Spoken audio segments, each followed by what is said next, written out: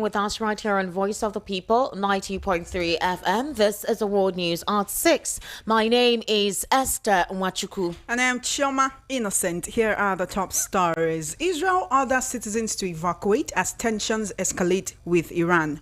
Marauding herders kill 4 in fresh attacks on Enugu community. President Enugu to visit Benue amidst calls for end to killings.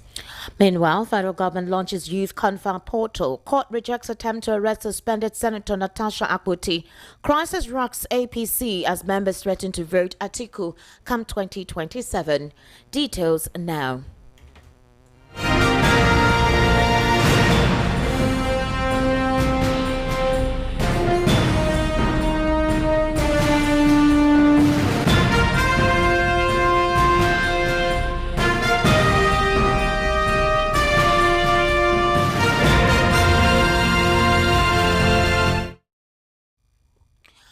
Well, we'll start from stories outside the shores of Nigeria, where Iranian state TV channel, the Islamic Republic of Iran News Network, has disclosed that it was targeted by Israeli airstrikes on Tehran.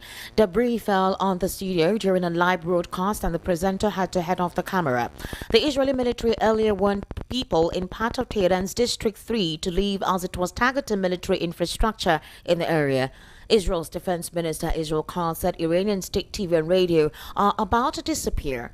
Earlier, Israel said it had full aerial operational control over Tehran 4 days after launching strikes on the country.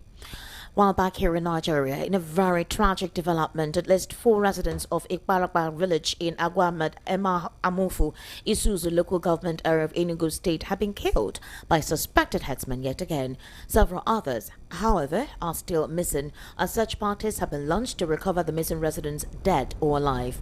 Ubuzuru Ebe, a community leader who confirmed the recent attack, revealed that the attack occurred on Sunday evening. Although details of the attack are still unfolding, Ebe explained that the villagers just recovered 4 bodies of the people killed in their farms and are currently looking for 7 people who are still missing after the attack. The attack is the latest in a series of violent assaults by suspected headsmen in Ehamufu, which have resulted in the death of scores of farmers and widespread sexual violence against women. Now, in a very recent development, President Bola Ahmed Tinubu is set to travel to Benue State on Wednesday, June 18, as part of efforts to foster peace and address the persistent conflict affecting communities in the state. The special advisor to President Tinubu on Information and Strategy, Bayo Nanuga, who made this known in a statement today, noted that due to the visit in Benue State, the president has rescheduled his planned official visit to Kaduna State. During the visit, the president will meet with all stakeholders, including traditional rulers, political, religious, community leaders and youth groups to seek lasting solutions to the hostilities. In preparation for the visit, President Tinubu has already dispatched the Secretary to the Government of the Federation, the Inspector General of Police, heads of intelligence agencies, the National Security Advisor, and the Chairman of the Senate and House Defense Committees on Benue State.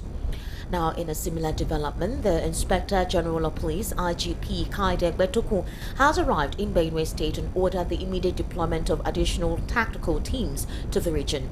The Inspector General of Police, Kaide Betoku, met with the leaders of Yawata community in Guma local government area, Benue State, following a deadly attack that left scores dead.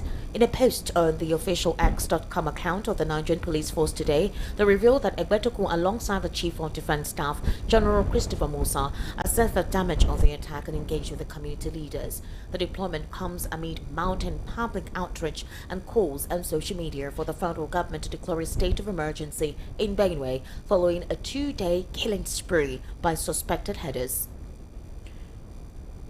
In a recent development, the federal government has launched the official digital portal for the forthcoming Nigeria Youth Conference, also known as the National Youth Confab. The government has said that the Youth Confab is aimed at engaging young Nigerians in policy discussions and national development.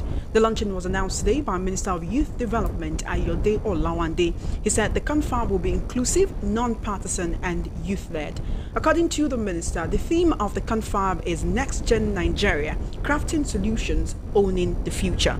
He said the portal would enable delegates to register, contribute and get real-time updates throughout the time of the Confab. You will recall that President Bola Tinubu first announced the planned 30-day youth Confab during his Independence Day broadcast in October 2024. The president also officially inaugurated a 44-member planning committee for the National Youth Conference at the State House in Abuja in March this year. The Federal High Court in Abuja has declined a request by federal prosecutors to issue a bench warrant for the arrest of suspended Senator Natasha Akpoti-Uduaghan over her absence at an arraignment. Senator Akpoti-Uduaghan was dragged to court by the federal government on charges of criminal defamation. Justice M.G. Umar today ruled against the applications for arrest, citing improper service of the charges. Senator Akpoti-Uduaghan, who represents Kogi Central and is currently on a 6-month suspension from the Senate, is facing charges filed by the Federal Ministry of Justice through the Department of Public Prosecutions of the Federation, DPPF. The case stemmed from an April 3 interview on Channels Television, where she alleged that Senate President Godswill Akpabio and former Kogi State Governor Yaya Bello were involved in a plot to have her assassinated. The matter has been adjourned to June 30 for arraignment. A rowdy scene unfolded on Sunday when the national chairman of the All Progressives Congress APC and former governor of Kano State, Abdullahi Ganduje, narrowly escaped a serious beating by irate APC members in Gombe State. The incident occurred at the APC Northeast Forum meeting on Sunday. VOP News gathered that trouble began after Comrade Mustafa Salihu, national vice chairman of the ruling party in the Northeast, endorsed Tinubu for the 2027 presidential elections but refused to endorse Shetima. The moment he finished his speech, delegates at the forum started to hurl insults at him, with some threatening to attack him physically, but he had to be escorted out of the meeting by security operatives. Ganduje also did the same thing, as he failed to mention the Vice President Shetima throughout his 10-minute speech, drawing the ire of the already incensed party members. He also had to be escorted out of the venue with heavy security. Let's take a very brief listen to the chaos that erupted at that particular meeting with the APC members.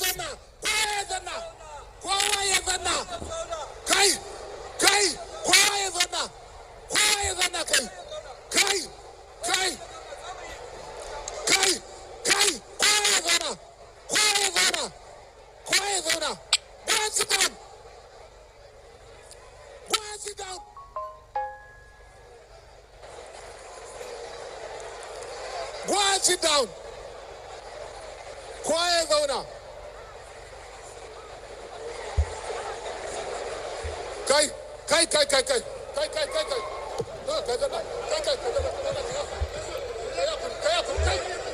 And that was imbroglio that stemmed out. That was Baba Gana Zulum trying to stop the crowd from actually descended into chaos. They took up cheers amongst themselves while they were shouting Tinubu Shetima. They felt that they wanted to isolate Shetima. It was supposed to be a Tinubu Shetima ticket. At that particular moment, the senators and House of Rep members literally descended into an unchaotic situation. There was tension, and while the security operatives actually escorted the governor out of the scene because members were already taking chairs, heating themselves up. It was a particular marauding situation, quite embarrassing at the moment. Still on the same situation, tension gripped Sunday's APC Northeast stakeholders meeting in Gombe after delegates threatened to back former Vice President Atiku Abubakar if current Vice President Kashim Shettima is removed from President Bola Tinubu's 2027 ticket. The gathering at the International Conference Center was intended to reaffirm support for President Tinubu's second-term bid, but erupted in chaos when Zonal Vice Chairman Mustafa Salihu concluded his speech without mentioning Shettima. Video footage showed an enraged party member hurling a chair at Salihu as he fled the stage, while another delegate lobbed a plastic bucket in protest. Several threatened mass defection to the PDP. The meeting ended abruptly as dignitaries exited amid shouts and cheers being thrown. Outside, police deployed tear gas to disperse hundreds of agitated party faithfuls. A source familiar with the Zonal Working Committee disclosed that all Northeast NWC members, except Mustafa Salihu, had formally supported President Tinubu and Vice President Shettima for 2027. You're currently listening to the World News right here on Voice of the People 90.3 FM. We'll take a very short break. When we return, we'll head into our news analysis segment. We'll be joined via the telephone with Mr. Elvis Elimele, who is a political, national and social affairs commentator. To kindly stay with us.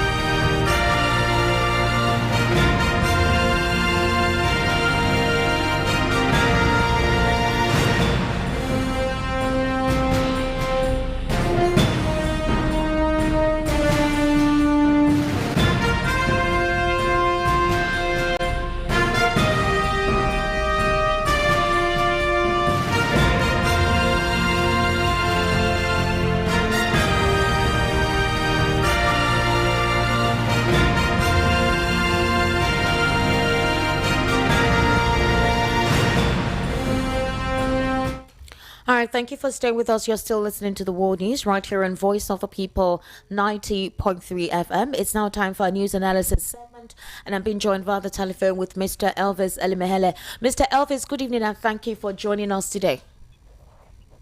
Good evening, Esther. How is your day? My day is fine, we thank God. Thank you very much, Mr. Elvis.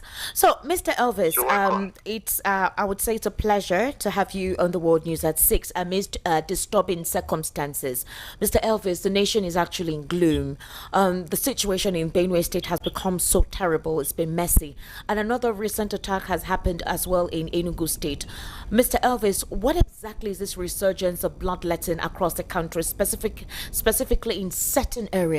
Benue, Plateau, Enugu, Imo State. There have been dastardly attacks, killing innocent young people, as young as babies and children. Mr. Elvis, the recent one is the case of Benue State. Do you know that the federal government of Nigeria was very quick to respond to the Israel-Iran war? Immediately the missiles from Israel happened on Iran, the federal government sent a warning through the Minister of Foreign Affairs immediately to the government of Israel, warning them not to allow tensions escalate further. In the same vein, you could recall that was 24 hours after the disturbing killing that took place in Benue State. Mr. Elvis, do you know that the Pope on Sunday, who is far away in Rome, had to commiserate with the families and victims of those who lost their lives in that unfortunate incident? And the presidency, the federal government of Nigeria, the secretary to the government of the Federation, none of the spokespersons actually sent any heartfelt, heartwarming recommendation or commemoration to the victims of those who died in Benue State. Mr. Elvis, backlashes are coming from Nigerians, from opposition, from even international communities as to what exactly is the problem. The president eventually responded late Sunday evening through his spokesperson or Minister of Information and Strategy, Bayo Naniga. Bayo Naniga actually said that the president disclosed that immediately, based on his earlier warning, that the chief of army staff ought to go there, and he also said that the governor of Benue State should reconcile warring factions. In other words, the president hinted to us that the situation in Benue was not a Fulani terrorist attack, but rather possibly communal clashes that escalated beyond anyone can measure. Mr. Elvis Elimehele, that is your region, that is where you come from. Can you describe to me the unfortunate scenario, the breakdown of law and order in Benue State, and how the government of the day has allowed this kind of dissent to occur? Are the people of Benue not part of Nigeria? Is there a conspiracy theory in this regard to allow certain persons in the populace to die off with no recourse whatsoever? Thank you, Esther. I think what we are going through in Nigeria is a very shameful act. Unfortunately, the politicians are only interested in themselves. They are not interested in, the welfare and security of Nigeria. It was a big shame when I saw the Pope from the Vatican being the first person to even respond to, sending condolence message to the traumatized people of Benue State as a result of that massacre that about 200 Nigerians were wasted, mindlessly. Unfortunately, the Nigerian government will tell you that it is the opposition that are exaggerating it. But I don't know how they are going to rate the Pope, seeing what is happening in Nigeria right in faraway Vatican in that manner. But you see, the truth is that, Esther, the government of this nation are not truthful to themselves. They know exactly what is going on. A situation where the president will be talking of ethnicity and whatever, talking about reprisal attack and talking about the governor should make sense. It's an aberration. It's just that the president they don't want to speak the truth to the issue. The people who are doing this killing, one will ask, where are they from? After the killing, where did they run to? Mr. Elvis, did you see the gruesome attack? Did you see the videos of that unfortunate incident? Did you see the burnt of those families? Did you see their ashes? Human beings, Mr. Elvis, human beings. Yes. It took backlashes from across the world of Nigerians before we now began to see the IGP actually going there, the Nigerian military actually going there, and the president has told us that on June 18 he is to visit. Mr. Elvis, do you know how many IDP camps are in Benue State? Do you know how many IDP camps are in Plateau State? In a country that is not at war, we have several IDP camps located, and all the government of the day is talking about is politics. Mr. Elvis, do you understand that the unfortunate loss of one soul should be of serious and grave concern to the government of the day? Have we gotten so placid that death now seems like it's chickens and goats and animals are slaughtered on a daily basis, that we're seeing no reaction or no response from the federal government? Yeah, in Nigeria, death has become the cheapest thing. Nobody is actually looking after the welfare of anybody in Nigeria or securing anybody. The government has failed in its responsibility. Esther, when I saw the video posted by VDN, this very dark man, I was shedding tears. What is the concern of children in a matter of this nature, that children will be roasted in such brazen manner? You see, VDM was, identifying bodies of children in that video. But that's a country that is not even at war. But the war we are fighting within ourselves in Nigeria is worse than the one Nigeria could easily recognize Iran and Israeli war and begin to send a message on that, when we have not even been able to mend the one that we have in our own home. Look at the response from the ruling party. They will tell you that these things have been exaggerated by the opposition. But I don't know if the opposition are also the one that sold this to the Pope right there in Vatican for him to, respond to this matter. Now the president is talking about going to Benue State on Wednesday. After all this, the same president who has said enough is enough and has told the service chief to make sure that they step up security activities in North Central to curb this incessant killing. At the end of the day, we were told last week that the chief of army staff has relocated to Benue State. I don't even know when he left that. Mr. Elvis, I don't know if you listened to Mark.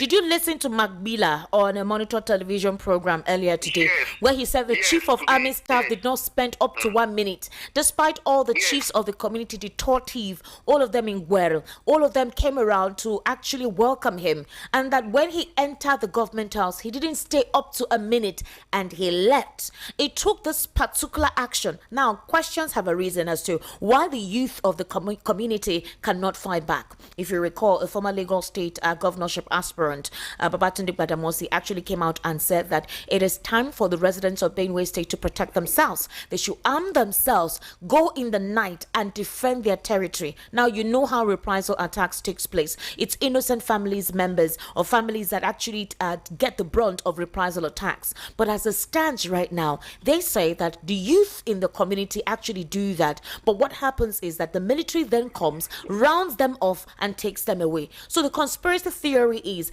possibly there is some deliberate conspiracy theories here, where there is some kind of ethnic cleansing or genocidal attitudes or effect or pogrom whatsoever. So the question is, did it have to get to this point before we begin to see reactions from our chief military, our inspector general of police, including the president? Did it need to get to this point? That was why I told you earlier, Esther, that the government are not truthful in what is going on in Nigeria. Benue State alone has 21 IDP camps, with over 500,000 people in IDP camps. Then this is a state that prides itself as food basket of the nation. Then they cannot go to farm and do the necessities. They cannot farm any longer. And the Minister of Agriculture is talking about food insecurity. And we are saying that the minister is calling on prayer, to curb food insecurity in Nigeria, when the government has failed in doing the needful. Oh, Mr. Elvis, they have rescinded that circular because it was quite obnoxious and it was ridiculous. When that circular came out, Nigerians criticized the federal government, the Ministry of Agriculture, and said, what exactly are they doing? And eventually they suspended the prayer and fasting. A meta communication will come up. Do they even need to think of such thing? If to get to the extent of even saying it has been rescinded, do they even need to think of such thing? We have a functional armed forces in this nation. We have not been told that all the billions that goes into defense every year, we don't know what it is being spent for. There was a time we were celebrating Tucano jet in this nation. Where is the Tucano jet today? The Tucano helicopter, where is it today? Nobody is asking of all this. Then we are still seeing the killing, even worse in this administration.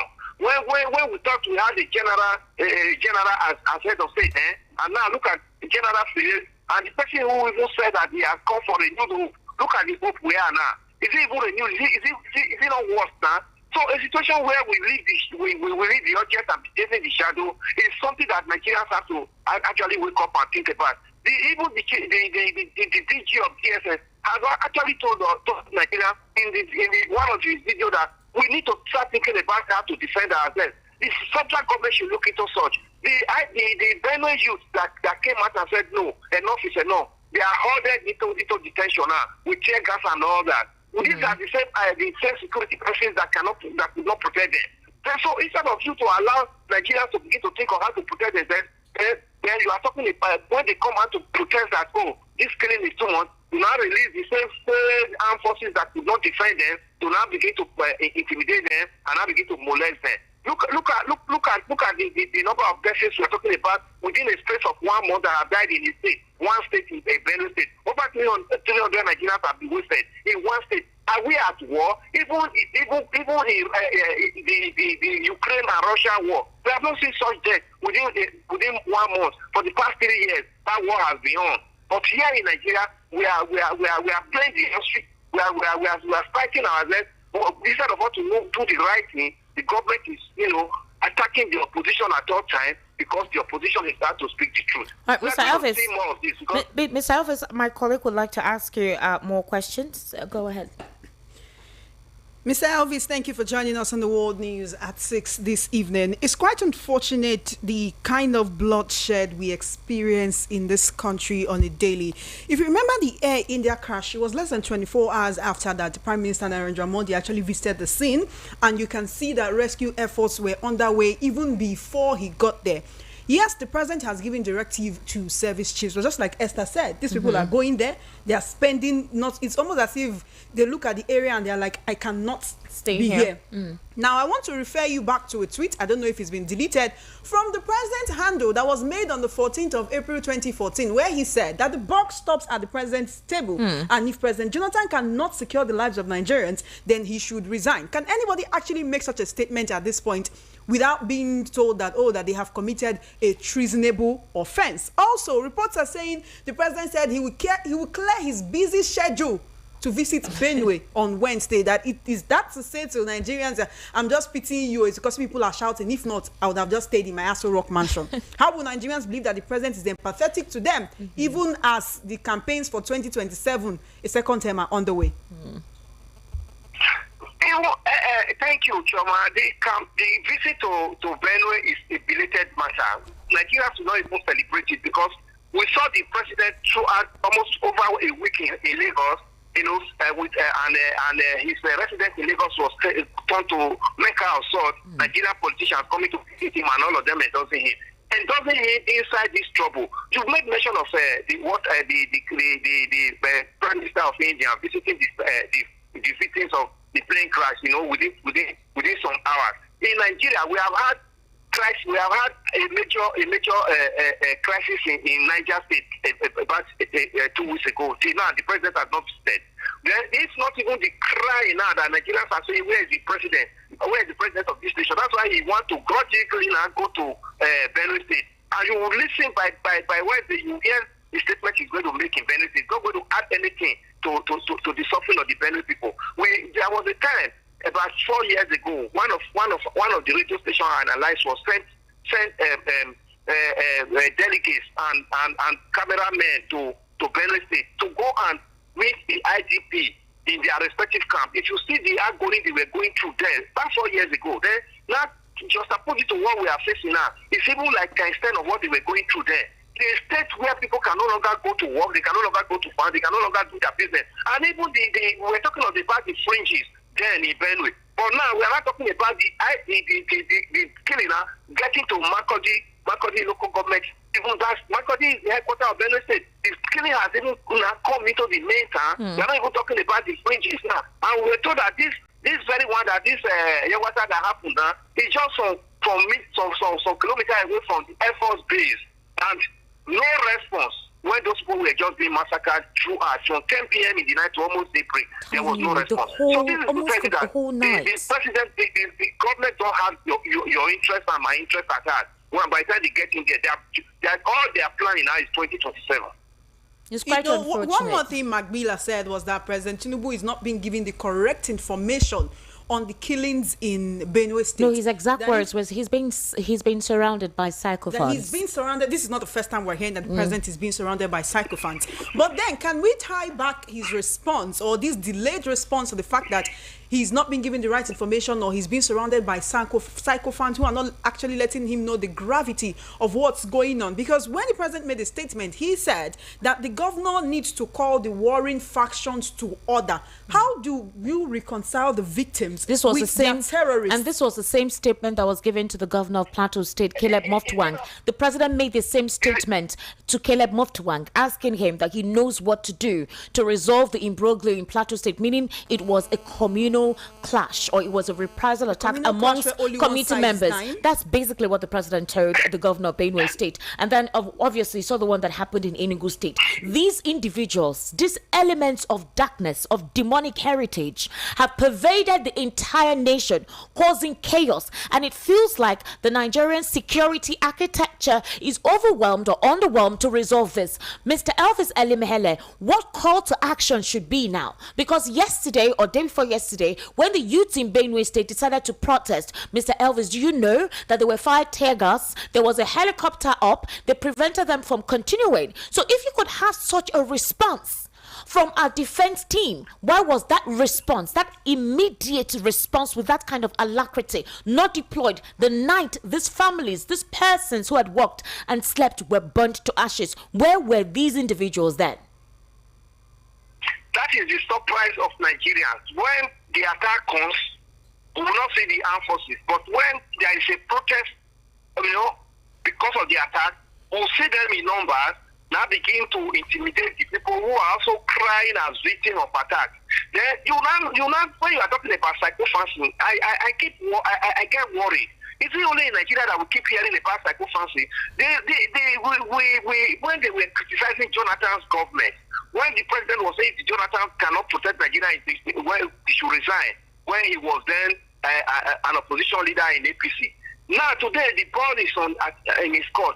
What has he done now? We saw that even in 2014, 2015, when Boko Haram was so much higher in the northeast, Jonathan shifted the election a while and was able to, curb the activities of bandits and militants and terrorists in northeast, and the election was conducted that brought APC into power. Today, as we speak, if the election had to go on in Nigeria, if this insecurity is not curbed, over 10 local governments in Benue State cannot go to the pool because they are all in ITP camp. And that's the food basket of the nation. And pepper is one piece for 100 naira. Yellow pepper, one piece of yellow pepper is 100 That's Cameroon naira. pepper. Yes, that's that yellow pepper. The one piece of yellow pepper is 100 naira. The food basket of the nation is being pillaged and being ravished.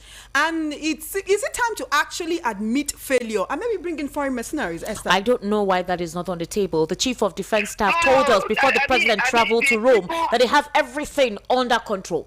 This was before Mahmouda came out and gave a threat to the chief of defense staff, gave a threat to residents, gave a threat to the federal government of Nigeria, warning them to stop labeling them terrorists, saying that the government of recruiting the young people to join them, that the government of the day wasn't properly paying them well, and threatened the chief of defense staff. We did not hear any single response. Can we even draw a straight line from the Amajiri system to these people being recruited to becoming terrorists? Because you're seeing a situation whereby we cannot categorize by naming Amajiris. We cannot say that. You can't put that stroke on Amajiris. What we are saying is, whoever these individuals are, who are they? Where are they from? Where's the extraction? Mr. Elvis, please continue. You will agree with me that the people who are benefiting from this crisis in Nigeria are the ones that the presidency are not ready to name them. That's why you are hearing psychophants all around. Esther, even as sophisticated as Russia, they have mercenaries in fighting their war with Ukraine. Why can't we look at that side, look at such angle, to at least give Nigerians peace for a while. But because some people are benefiting from it, they know that if mercenaries come, the truth will be unraveled. They will not allow it. They will tell you that Nigerian Armed Forces is capable to do it. Unfortunately, the same Nigerian Armed Forces we are talking about are not well equipped. When Shetima was the governor of Borno State, he went to meet President Buhari then in Afro-Roka and told Buhari that Nigerian Armed Forces are not as sophisticatedly equipped as the terrorists in Northeast. And he was condemned then. But today, he is the vice president, second in command. But we cannot hear about, equipping Nigerian Armed Forces now to be able to face the crisis in Nigeria. Unfortunately, what we are hearing is how to get into power in 2027. It is not when this nation is even appealed that we begin to talk of even going to vote for somebody if there's going to be any election at all. The same vice president now is not playing the ostrich as if he doesn't know that the crisis he said over there, that Nigerian Armed Forces are not well equipped, is even worse. Thank you so much, Mr. Elvis. Thank you so much, Mr. Elvis. We'll continue to hold the government accountable and hope that very soon something will be done to resolve this situation. Thank you so much for joining us on the World News at 6 this evening. Always a pleasure to hear from you. Thank you, Esther. Have a blessed day. All right, thank you, Mr. Elvis. We sincerely do appreciate your analysis. Esther, Choma, let's talk a little bit on this. If you had watched the video where the endorsement was ongoing, I was so shocked to see our senators behave in such a rabid manner. Esther, is it the first time? Why are you this shocked? was rabid. The way the chaos, the way it descended to that chaotic manner, to the extent that the governor was shouting, "Habana, that is, stop it, stay back there." He was literally shouting at them to control themselves, and these individuals in their rabidity were busy taking chairs, pushing themselves. I saw one removing his agbada. So are these kind of persons that we are with on a daily basis? Choma, you go on social media, you have our eloquent youth, our intelligent youth, have themselves in conversations that is all about ethnicity. You're not seeing them talk about how issues can be resolved, how we can hold our government of the day accountable, how we can prefer solutions for them to help us resolve the problems we're going through. Everything, it seems like it's an attack against the president. So when you criticize genuinely, when you talk genuinely, they come at you and say that it's because you have an intention against the president of the day. Choma, Pope Leo, from on Sunday, actually commiserated with the people of Benue, and the president had not said anything. Now let's say, for example, that the president was trying to assess the situation. Choma, it took him that long to assess the situation. Then the statement, he made it seem like it was an internal crisis, and all we saw a day after that incident were senators shouting Tinubu Shetima 2027, literally with their lungs, with their kidneys, at the top of their voices. That was what they were doing. So is the government of the day more interested in 2027 than having to resolve a national crisis right about now? Yes, the truth is the answer to that seems pretty obvious, right? But right here we have to be objective, and then sometimes no, we're being the fact that we're being objective does not mean that we cannot critique issues. We cannot point out the facts. These are the facts. It's just so sad. But if there's one thing we know, is that the APC as a party is much more preoccupied with how the 2027 election goes, especially at the federal level, than with the safety and security or the economic situation of Nigeria as at this moment. That is a given. Then when you talk about the fact that these men in Agbada were disgracing themselves, Esther, is not the first time. We've seen situations where they carried mace in the House of Assembly, flinging it on each other, jumping walls, and so it's not even the first time. What I have a problem with is when they come up and say, Nigerian youths are lazy, or Nigerian youths are giving the country a terrible reputation outside. Excuse me, if with everything that's going on right now, they're still pointing to Nigerian youths most of whom are busy being involved in tribalism, bigotry, ethnic rivalry, and quarreling on social media. By the way, I want to say that any youth that is allowing any old brains to brainwash them to actually be fighting with the people that they're supposed to be holding hands with to demand good governance, that person has a porous brain. Choma, where is the Secretary to the Government of the Federation? Georgia Kume is actually from there. I was shocked because, for example, in the Bible, Queen Esther, right? She was an interface During the competition, her uncle said, "You will be close to the king. Present our case to the king." Esther prayed and fasted for her people. You are close to the president. You are in the corridor of power. You are the secretary to the government of the Federation. You've not been able to whisper to the president's ear and say, "Mr. President, to be honest with you, this is the real situation ongoing. If, according to what Magbila said, that there are sycophants that surrounds the president, why can't the SGF speak? Chima, where are all the great generals from that particular region who know how to fight? How come they have gone silent?" And it's not just in Benue, Choma. It's in the east. It's even here in the southwest. If anybody thinks that they are safe, it's not. Meanwhile, they hide these atrocities. Choma, go to Imo State. Communities there are deserted. In fact, the chaos there is no presence. There is no presence of security. There is no, the only thing you would see are security operatives along the route where they extort money from travelers. But inside the communities, you don't see. The land is soaked with blood, Choma, and repercussions will come from it if something is not done before it's being presented like it's deliberate to wipe out a certain set of persons. The big question is, what is the political gain for this ensuing crisis in certain states? Is there a political gain to this? One thing we must have noticed by now is that a lot of Nigerians, especially those at the highest echelon of political powers, are individualistic in their thinking. Me, myself, and I, my family. And that's why you see a lot of them being involved in fraud, looting, because they want to keep it for their children's children. They want to keep this wealth for their children's children to inherit. So when you talk about being close to the corridors of power and then not speaking for your people, as long as this person is okay, as long as their immediate family members, at least the ones that they know of, are okay, and they've been able to take out their family members, their relatives from out those of that situation lands where those kind of things occur, they don't care about any other person. It begins to look like this is no longer their business. Esther, it is your duty and my duty to continue to hold the government accountable and speak for the people of Benue who no longer have a voice. Not just Benue. Everywhere insecurity has pervaded. That's what we do. At this point in time, they will tell the media that we should not actually escalate or exacerbate issues. They say we shouldn't exaggerate. There is no exaggeration. These are the facts. And it will not be right and proper for us as a fourth estate of the realm to call out this menace. It is imperative that something decisive is done as soon as possible. Chirma, welcome back. Thank you for joining us today on the World News at 6. And just before we go, here again are the top stories. You heard that marauding headers killed 4 in fresh attack on Ehamufu community. President Tinubu to visit Benue amidst call for end to killings. Federal government launches youth confab portal. Court rejects attempt to arrest suspended Senator Natasha Akpoti. And that is a wrap on the World News at 6. My name is Chioma Innocent. And I'm Esther Machuku. Good evening. Thank you for staying with us. Join us for the evening rush at 7 o'clock.